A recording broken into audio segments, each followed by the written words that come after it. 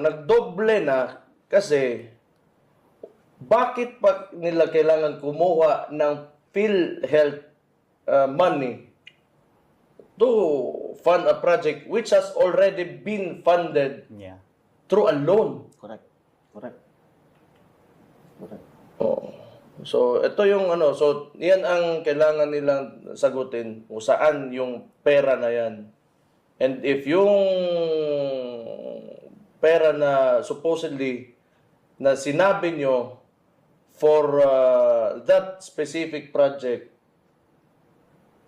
ay properly allocated ba ngayon sa sinasabi nyong project na yan? Kasi kung hindi, hindi. The total amount is 174.49 billion. Yan yung loan. That's the loan. Plus allocations from 2022 and 2023 national budgets. We're talking about billions of pesos.